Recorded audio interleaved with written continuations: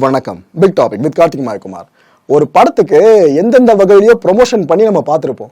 ஆனால் இப்போ ஒரு நிகழ்வு நடந்திருக்கு. அது ஒரு படத்துக்கு காசு கட்டாத ப்ரொமோஷனாக மாறி இருக்கு. நெகட்டிவான ஒரு விஷயத்தால் இன்ஃப்ளூயன்ஸ் ஆகி ஒரு பேங்க்குள்ளே புகுந்து ஒரு நபர் கொள்ளையடிக்க முற்பட்டிருக்காரு. எங்கேயோ நடந்ததில்லை, நம்ம தமிழகத்தில் அரங்கேறின சம்பவம். இதை பற்றி தான் முழுக்க இந்த ஷோவில் பேச போகிற நிகழ்ச்சிகளை போகலாம்.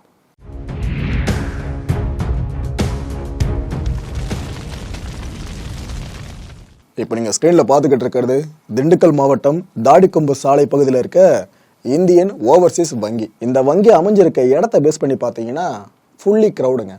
எப்பவுமே பேங்க்குக்கு வெளியே பல வேலைகளை செய்கிறவங்களா இருக்கட்டும், அங்கங்கே போயிட்டு வர்ற மக்களாக இருக்கட்டும், பல பேர் எண்ணிக்கை அங்கே குவிஞ்சிருக்கும். அப்பேற்பட்ட இந்த வங்கியை டார்கெட் பண்ணி பட்ட பகலில் ஒரு நபர் உள்ளே நுழைஞ்சிருக்காப்புல. அதுவும் கஸ்டமர்ஸ் வருவாங்க பார்த்தீங்கன்னா, அதுக்கு முன்னாடியே நாம் போன வேலையெல்லாம் முடிக்கணும்னு சொல்லிட்டு ஊழியர்களை டார்கெட் பண்ணி ஒரு சில வேலைகளை பார்த்துருக்காப்புல. என்ன இருக்குன்னா, இந்த வங்கியோட ஊழியர்கள் ஒரு 3 பேருங்க முதல்ல வந்திருக்காங்க. இந்த வங்கியை திறந்துட்டு உள்ளே போயிட்டு எல்லா வேலையும் ஆரம்பிச்சிருக்காங்க. அந்த 3 ஊழியர்கள் போன பிற்பாடு அதே வங்கிக்குள்ள இன்னொரு நபர் நுழையிறாப்புல. அந்த நபரை அவங்க பெருசாக கேர் பண்ணலை. ஏன்னா இப்போதான் பேங்க்கு நம்ம ஓப்பன் பண்ணுறோம், கஸ்டமர்ஸ் வருவாங்க போவாங்கன்ற மாதிரி அவங்க நினச்சிக்கிட்டு இருந்தாங்க. உள்ளே வந்த அந்த பயவுள்ள கையில் பார்த்தீங்கன்னா மிளகா பொடி, இது தெரியுதா, இந்த கவரில் ஃபுல்லாக மிளகா பொடி. இது இந்த பெண்கள் பாதுகாப்புக்காகனு சொல்லிட்டு கையில் வச்சுருப்பாங்க பார்த்தீங்களா, இந்த பெப்பர் ஸ்ப்ரே. அது 2 மாஸ்க் வேறு. எவ்வளோ சேஃப்டியாக பயப்புள்ள வேலையை பார்த்துருக்கு பாருங்க. 2 மாஸ்க்கு, கத்தி, ஓகேவா, எதனா ஆபத்து வந்தால் மற்றவனை மிரட்டுறதுக்கும் தாக்குதல் நடத்துறதுக்கும், ராடு, அப்புறம் இந்த பிளாஸ்டிக் டேக்னு சொல்லுவாங்கள்ல, இந்த பொருட்கள்லாம் பர்ச்சேஸ் பண்ணதுக்கப்புறம் ஒரு மாதிரி கட்டி கொடுப்பாங்க பாருங்க, அது போல் பிளாஸ்டிக் டேக்ஸு. இதெல்லாம் பத்தாமல் கட்டிங் பிளேடுங்க, இது எல்லாத்தையும் கொண்டு வந்திருக்காப்புல. கொண்டு வந்து அதை அப்படியே வெளியே எடுத்து பிரயோகிக்க ஆரம்பிச்சிருக்காரு. இதில் முதல் பிரயோகம் பார்த்தீங்கன்னா மிளகாய் பொடி. அதை எடுத்து அங்கேருந்து 3 ஊழியர்கள் மேலே தூவுறாரு. அவங்க கண்ணில் ஃபுல்லாக அந்த மிளகாய் பொடி பட்டு அவங்க என்ன பண்ணுறேன்னு தெரியாமல் தவிச்சுக்கிட்டு இருக்காங்க. அந்த நேரத்தில் அந்த ஸ்ப்ரே இருக்குது பாருங்க, அதையும் எடுத்து பிரயோகப்படுத்துகிறாரு. இதுக்கப்புறம் 3வது ஐட்டமாக அந்த பிளாஸ்டிக் டேக்ஸ் சொன்ன பார்த்தீங்களா, அதை எடுத்து எல்லாரோட கைகளையும் கட்டுறாப்புல. கட்டிட்டு அங்கே இருந்த நாற்காலிகளில் அவங்க 3 பேரையும் அமர வைக்கிறாரு. அவ்வளோதான், வந்த வேலை ஈஸியாக முடிய போகுதுன்னு பணம்லாம் எங்கே இருக்கும் அப்படின்னு தேட முற்பட்டிருக்காரு. கரெக்டாக அந்த நேரத்தில் என்ன இருக்குன்னா, கட்டி போட்டிருந்த அந்த 3 பேரில் ஒருத்தவங்க அந்த டேகை கட்டிட்டு வெளியே ஓடி வர ஆரம்பிச்சுட்டு இருக்காரு. அதுக்கப்புறம் பேங்க் வாசலில் நின்னபடியே கத்தி கூப்பாடு போட்டிருக்காரு. இது போல் பேங்க்குள்ளே ஒருத்தர் புகுந்திருக்கான், பேங்கை கொள்ளடிக்க ட்ரை பண்ணுறான்னு அந்த நபர் கத்தவே அவ்வளோதான், அங்கே இருந்த மக்கள் எல்லாருமே பேங்க்குள்ளே ஓடி வராங்க, இன்க்ளூடிங் காவலாளி, பேங்க் செக்யூரிட்டி இருப்பார் பார்த்தீங்களா, அவரும் அதை கொண்டு எல்லாம் உள்ளே ஓடி வராங்க. அந்த நபர் இருக்கார் பாருங்க, கன்னி திருடர், முதல் முறையாக ஒரு விஷயத்த பண்ணி பார்க்கணும் உள்ளே வந்தார் பாருங்க, அவர் அப்படியே குண்டு கட்டா தூக்குறாங்க. உங்கள் வீட்டடியா எங்கள் வீட்டடியா தர்ம அடி விடுது. அத்தனை பேர் வந்திருக்காங்க.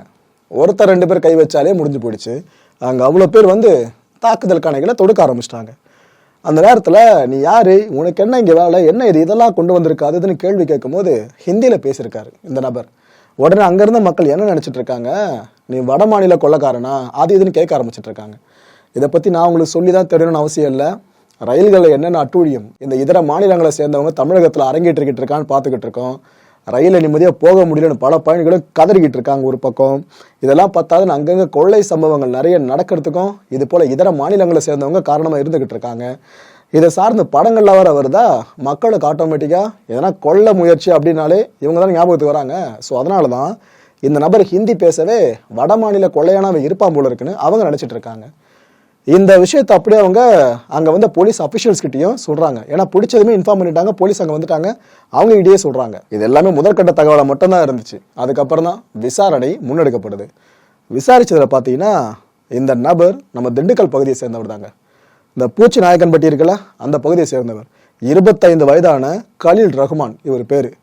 பல இடங்களில் இவர் இதுக்கு முன்னாடி வேலை செஞ்சுருக்காராம். ஓகேவா, இதெல்லாம் அவர் சொன்ன வாக்குமூலம். பல இடங்களில் இதுக்கு முன்னாடி வேலை செஞ்சுருக்காராம். போதிய வருமானம் அப்படின்றது எங்கேயுமே அவருக்கு பெருசாக கிடைக்கலையாம். வாழ்க்கை முற்றிலுமாக வெறுத்தே போயிடுச்சான். இதுக்கப்புறம் நம்ம வாழ்ந்து என்ன பண்ண போகிறோம், காசும் நம்மளுக்கு பெருசாக இல்லை, நம்மளால் எவ்வளோ முயற்சி பண்ணாலும் பெருசாக சம்பாதிக்கவும் முடியல, அது இதுன்னு விரக்தியோட உச்சத்துக்கு போயிட்டு கடைசியில் நம்ம ஏன் தான் வாழ்கிறோம் அப்படின்ற ஒரு எண்ணத்துக்கே அந்த நபர் வந்துட்டு இருக்கார். யார், கலீல் ரஹ்மான். இதுக்கப்புறமா தான் என்ன யோசிக்கிறாரு, சரி நம்ம இவ்வளோ தூரம் துணிஞ்சிட்டோம், வாழ்க்கை இதுக்கப்புறம் இல்லைன்னா பரவாயில்ல துணிஞ்சிட்டோம், நம்ம எதுக்காக ஒரு பெரிய விஷயத்த முயற்சி பண்ணக்கூடாதுன்னு அந்த பயபுள்ள நினைக்குது. இதுக்காக என்ன பண்ணுது, இந்த பாபநாச படம் மாதிரி தான். அதில் எப்படி சினிமாவை பார்த்து ஒரு கேரக்டர் அந்த படத்தோட ப்ரொட்டகனிஸ்ட் ஃபுல்லாக தன்னோட அறிவை மெருகேற்றிக்கிட்டு அந்த கிரைம்லேருந்து தப்பிக்கிற மாதிரி ஃபுல்லாக படத்தை கொண்டு போயிருப்பாங்க. லிட்டரலாக அதே மாதிரி கலியிலும் ஒரு வேலையை பார்க்குறாரு. துணிவு படம் வந்துச்சு பார்த்தீங்கன்னா சமீபத்தில், இந்த படத்தை அவர் பார்த்துருக்காராம். இதெல்லாம் பயங்கரமாக ஈர்க்கப்பட்டிருக்காரு. இதே மாதிரி இன்னும் ஒரு சில படங்களையும் ஃபுல்லாக கவனித்து பார்த்துருக்காரு. அந்த படங்களையும் துணிவு படத்தை இணைக்கிறது எந்த புள்ளின்னு பார்த்தீங்கன்னா, இந்த பேங்க்கு கொள்ளை இருக்குல்ல, இது சம்மந்தமான படங்கள். இது எல்லாத்தையும் பார்த்துட்டு இவ்வளோ ஈஸியாக பேங்க்கை கொள்ளை அடிக்கலாமா, பரவாயில்லையே, அப்போ நாமளும் இதே போல் பிளான் பண்ணி அடிச்சோம்னாக்கா செட்டில் ஆகலாம் போல இருக்கு. ஒரே கொள்ளையில் ஓஹோன்னு வாழ்க்கை. நாம் ஈஸியாக செட்டில் ஆகணும்னா துணிவு படத்தில் வர்ற சீக்வன்ஸ் மாதிரியும் பல படங்களில் வர்ற அந்த குறிப்பிட்ட வங்கி கொள்ளை காட்சிகள் மாதிரியும் அப்படியே நம்ம தத்ரூபமாக செஞ்சுட்டோம் அப்படின்னா நம்ம சேஃபாக பணத்தை அடிச்சு தப்பிச்சிடலாம்னு சொல்லிட்டு தான் முடிவு பண்ணியிருக்காரு. படத்தை எதுக்கு எடுத்து ரிலீஸ் பண்ணாங்க, ஆனால் இந்த பயபுல எதுக்காக அந்த படத்தை புரிஞ்சுக்கிட்டு இருக்கு பார்த்தீங்களா. இதெல்லாம் ரைட்டு. ஆனால் துணிவு படத்தில் மிளகா பொடியை பார்க்க முடியாது, கட்டிங் பிளேடும் பார்க்க முடியாது, கம்பியை பார்க்க முடியாது, பெப்பர் ஸ்ப்ரேவையும் பார்க்க முடியாது. இதெல்லாம் அந்த பயபுள்ள கையில் இருந்துச்சு. ஆனால் அந்த படத்தில் வந்த ஒரு மெட்டீரியல் பார்த்தீங்கன்னா பிளாஸ்டிக் டேக் கட்டுறதுக்கு பயன்படுத்திருப்பாங்க. இதேமாரி பிளாஸ்டிக் டேக் தான் கையிலையும் பார்க்க முடிஞ்சது. ஸோ இந்த படத்துல இருந்து இந்த ஒரு விஷயத்தினால இன்ஃப்ளூயன்ஸ் ஆகி அந்த ஒரு ஐடியா அங்கேருந்து எடுத்திருப்பாரோ புரியல மக்களே. ஏன்னா பல படங்கள்னு சொல்லிட்டேன். இந்த மிளகாப்படி எந்தெந்த வங்கி கொள்ளை சார்ந்த படங்களில் வந்திருக்கு, இல்லைன்னா வீட்டுக்கொள்ளை சார்ந்த படங்களில் வந்திருக்கு, அதை நம்ம தேடி போகணும். கட்டிங் பிளேட் எதுக்கு உள்ள எடுத்துட்டு வந்தாரு தெரியல. இதெல்லாம் ஹைலைட்டு. மிளகாப்பொடி இந்த நாய்கள்லாம் மோப்ப முடியாமல் இருக்கிறதுக்கு அதை போடுவாங்கன்னு பொதுவாக சொல்லுவாங்க பார்த்தீங்களா, இந்த படக்காட்சிகள்லாம் சார்ந்து. ஆனால் அவர் யூஸ் பண்ணியிருக்கிறது ஊழியர்கள் மேலே. அதாவது இந்த திரைப்படங்கள்ல ஹை பட்ஜெட் லோ பட்ஜெட்டில் ஒரு பேங்க் ஹெயிஸ்ட் நடத்தினா எப்படி இருக்கும், இதை தான் அப்படியே ரத்தமோ சதியமாக ட்ரை பண்ணி பார்த்துருக்காரு. இப்போ போலீஸார் எந்தெந்த கோணங்களில் விசாரணை பண்ணிக்கிட்டு இருக்கான்னு பார்த்தீங்கன்னா, அதில் முதல் கோணம் கலீலுக்கு மனநல பாதிப்பு ஏதாவது இருக்கா அப்படின்றதான். ஏன்னா அவரோட பிஹேவியரை பார்க்குறப்ப இந்த சந்தேகம் அங்கிருந்த மக்களுக்கே வந்துருந்துச்சு. முதல் கோணம். ரெண்டாவது கோணம் என்ன அப்படின்னு பார்த்தீங்கன்னா, குற்ற பின்னணி ஏதாவது இவருக்கு இருக்கலாமா அப்படின்ற சந்தேகம் பெருசாக வலுத்திருக்கு. ஏன்னா பட்ட பகலில் அந்த வங்கியோட முகப்பிலே தெரிய நிறைய பேரை சுற்றிக்கிட்டு இருக்க இடம் இது. அவ்வளோ ரஷ்ஷான ஒரு ஏரியா. அங்கே பட்ட பகலில் இது போல் வங்கிக்குள்ளே புகுந்து கொள்ளையடிக்கிற அளவுக்கு தைரியம் இருக்குன்னா சாதாரணமாக தெரியலையே. ஸோ குற்ற பின்னணி ஏதாவது இருக்குமான்ற சந்தேகமும் பெருசாக எழுந்திருக்கு. மூணாவது விசாரணை கோணம் பார்த்தீங்கன்னா, தனிநபரா இல்லைனா கும்பலா, அந்த வங்கிக்குள்ள கலீல் மட்டும்தான் போயிருக்காப்லையா, இல்லைனா இவர் உள்ள போறதுக்கு யாராவது உதவியோ, இல்லைனா இவர் கூட சேர்ந்து யாராவதோ பின் தொடர்ந்து உள்ள போறதோ இது போல நடந்திருக்குமான்னு அப்பேற்பட்ட கோணத்திலே போலீசார் விசாரணை பண்ணிக்கிட்டு இருக்காங்க. இப்போ நீங்க பார்க்க போறது முக்கியமான ஒரு காணொலி தொகுப்புங்க. அதாவது கலீல் இருக்காருல்ல, அந்த பேங்க்ல இருந்து எப்படி அரெஸ்ட் பண்ணி வெளியே கொண்டு வரப்பட்டாரு, போலீசார் அவரை எப்படி பார்த்தாங்க, தலகுனிஞ்சு நின்ன கலீமை போலீசார் ஃபேஸை தூக்கி மேலே காமிக்கிறது, அங்கிருந்த மக்கள் எப்படி பிஹேவ் பண்ணியிருந்தாங்க, இந்த எல்லா விஷயங்களையும் முழுமையான காட்சி தொகுப்பா இப்ப பாருங்க.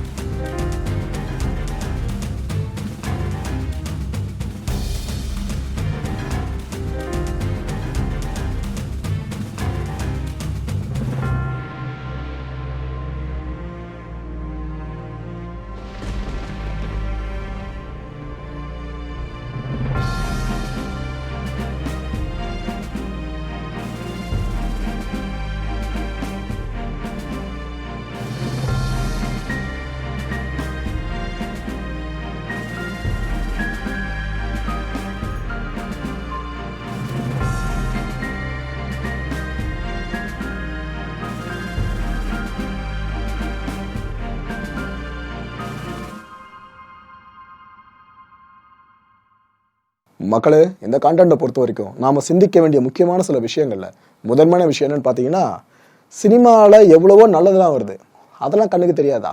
உதாரணத்துக்கு துணிவு படத்தையே எடுத்துக்கோங்களேன். இந்த ஃபினான்ஷியல் டேர்ம்ஸை பற்றியும் நிறைய இந்த ஒயிட் காலர் கிரிமினல்ஸ் இருக்காங்க பார்த்தீங்களா, இவங்க சார்ந்தும் பல விஷயங்கள் பேசியிருப்பாங்க.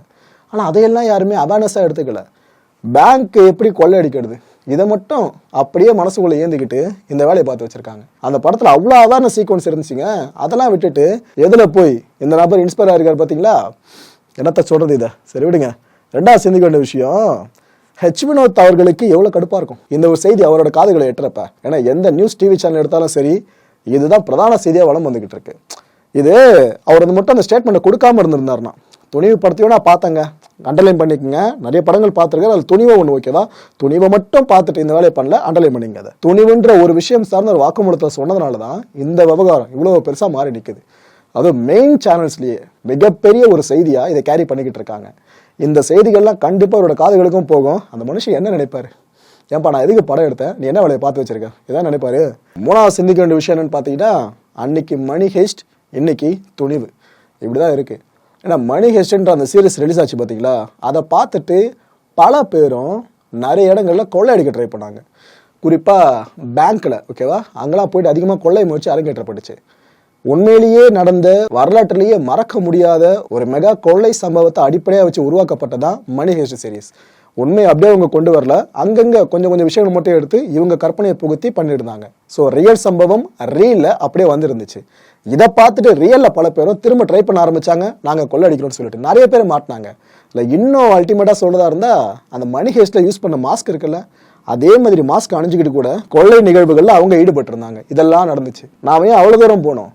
நம்ம லலிதா ஜுவல்லரியில் கொள்ளை அடிக்கப்படுச்சு பார்த்தீங்களா, அந்த கொள்ளையில் ஈடுபட்டிருந்த திருடனுங்களே என்ன தெரியுமா வாக்குமூலம் கொடுத்துருந்தாங்க, மணி ஹெஸ்ட்ன்ற சீரீஸ் பார்த்தோம், அதில் தான் கரெக்டாக எல்லாத்தையும் காமிச்சிருந்தாங்க, அதன்படியே நாங்கள் பண்ணோம், கரெக்டாக உள்ளேருந்து கிலோ கணக்கில் நகைகளை வெளியே கொண்டு வந்துட்டோம் அப்படின்னு சொன்னாங்க. கொண்டு வந்து மண்ணுக்கு கீழெல்லாம் புதைச்சி வச்சு அதை போலீஸார் அவங்களே கூப்பிட்டு வந்து அந்த கல்பிட்ஸே கூப்பிட்டு வந்து ஃபுல்லாக தோண்டி எடுத்து அதெல்லாம் நடந்துச்சு. இவ்வளோ விஷயங்களுக்கு காரணமாக ஒரு சீரீஸ் இருந்துச்சு. இவ்வளோ நாளாக மணி ஹெஸ்ட்டு, இனிமேல் துணிவுன்ற மாதிரி தான் இங்கே பார்க்கப்படுது. எனக்கே என்ன ஆதங்கம்னா, நாமளே ஹிடன் டீட்டெயிலாம் போட்டிருப்போம். துணிவு படத்தில் என்னென்ன விஷயங்கள்லாம் சொல்லியிருக்காங்க, ஃபினான்ஷியல் ஸ்கேம்லேருந்து மக்கள் எப்படி தப்பிக்கிறது, எந்த அளவுக்கு டீட்டெயிலாக நம்மளால் சொல்ல முடியுமோ சொல்லியிருந்தோம். கிட்டத்தட்ட 1 hour இருக்கும் அந்த ஒரு குறிப்பிட்ட வீடியோ மட்டும். உங்களுக்கு நேரம் இருந்தால் அந்த வீடியோ மறக்காமல் பாருங்கள், நம்ம சேனல்லே இருக்குது. அந்த வீடியோவோட லிங்க் கேட்க டிஸ்கிரிப்ஷன் பாக்ஸில் கொடுக்குறேன், மறக்காமல் அதை கிளிக் பண்ணி பாருங்கள். ஏன்னா இந்த படத்தில் அவ்வளோ நல்ல விஷயங்கள் சொல்லியிருக்காங்க. அதையெல்லாம் விட்டுட்டு எதை போய் எடுத்திருக்காங்க பார்த்தீங்களா, திரும்ப திரும்ப அதை பதிவு பண்ண வேண்டியதாக இருக்குது. நாளாக சிந்திக்க வேண்டிய விஷயம், இதே மாதிரி மட்டும் தொடர்ந்து நடந்துக்கிட்டே இருந்துச்சு அப்படின்னா, படைப்பு சுதந்திரம் இருக்குல்ல, அதில் கூட அரசுகள் ஒருவேளை கை வைக்க நேரிடலாம். இது நடக்கவே நடக்காதுன்னு நினைக்காதீங்க. டிஜிட்டல் யுகத்தில் வாழ்ந்துகிட்டு இருக்கோம், எதுக்கும் சாத்தியம் இருக்கு. அடுத்த நிகழ்ச்சியை சந்திக்கலாம். நன்றி, வணக்கம்.